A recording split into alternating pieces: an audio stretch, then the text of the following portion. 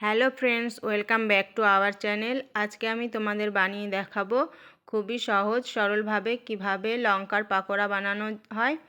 তো লঙ্কার পাকোড়াটা বানানোর জন্য আমি প্রথমে একটা বেসনের ব্যাটার বানিয়ে নেব। সেই জন্য আমি নিয়ে নিচ্ছি 1 বাটি বেসন, আর বেসনের 3 ভাগের 1 ভাগ দিয়েছি চালের গুঁড়ি, আর দিয়ে দিচ্ছি স্বাদ মতো লবণ, দিয়ে দিলাম লঙ্কা গুঁড়ো, সামান্য হলুদ গুঁড়ো, আর 1 চামচ গুঁড়ো চিনি। সব কিছু আমি একটা চামচ দিয়ে ভালোভাবে মিশিয়ে নেব। বন্ধুরা, চালের গুঁড়িটা আমি এই জন্য দিয়েছি, পাকোড়াগুলো খেতে খুবই খাস্তা হবে।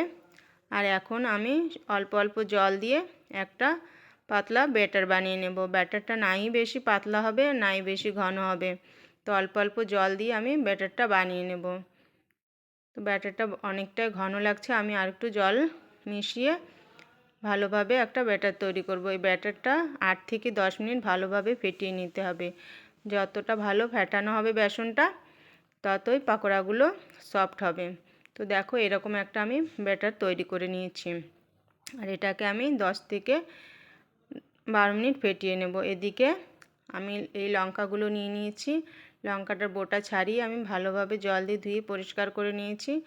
এখন লঙ্কার গায়ে যে জল রয়েছে, ওটা একটা শুকনো কাপড় দিয়ে আমি ভালোভাবে মুছে নেব। তো লঙ্কার জলটা আমার মোছা হয়ে গেছে।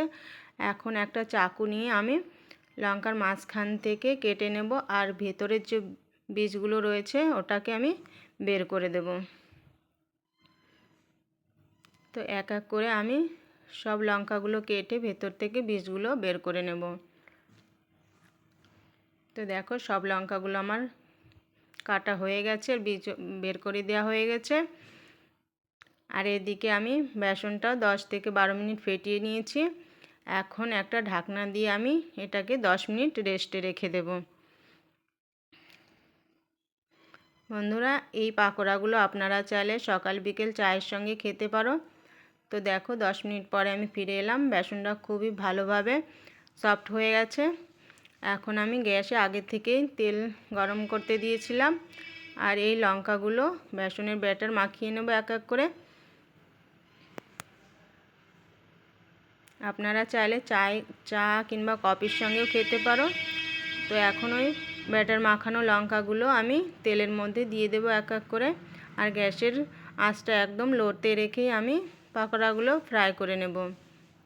কেননা গ্যাসের ফ্লেমটা হাইতে রাখলে লঙ্কাগুলো বাইরে থেকে কালার এসে যাবে, কিন্তু ভেতরটা কাঁচাই থেকে যাবে।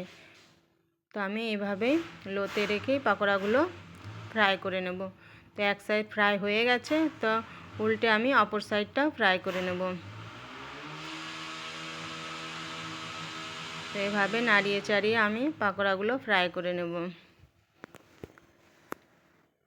বন্ধুরা, রেসিপিটা ভালো লাগলে কমেন্টে জানিও, আর ভালো লাগলে একটা লাইক কমেন্ট শেয়ার করো। চ্যানেলে নতুন হলে প্লিজ চ্যানেলটিকে সাবস্ক্রাইব করে দিও।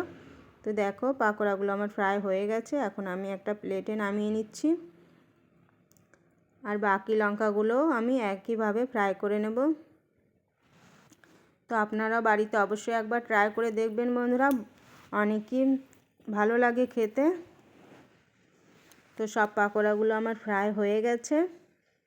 কেমন হয়েছে কমেন্টে অবশ্যই জানিও। তো আমি পাকোড়াগুলো একটা প্লেটে সাজিয়ে নিচ্ছি। সেই জন্য দেখো, পাকোড়াগুলো আমি ছোট ছোট টুকরো করে কেটে নিচ্ছি। তো পাকোড়া আমি কেটে নিয়েছি। এখন উপর থেকে একটু টক জল দিয়ে দেব বিট লবণ, আর দিয়ে দেব একটা ভাজা মশলা আর লঙ্কা গুঁড়ো। এভাবে বাড়িতে বানিয়ে খেয়ে দেখবেন বন্ধুরা, খুবই টেস্টি হয় খেতে, ভালো লাগে। তো আজকের মতো এখানেই শেষ করছি। দেখা হবে নতুন কোনো রেসিপির সঙ্গে। সকলে ভালো থেকো, সুস্থ থেকো, নমস্কার।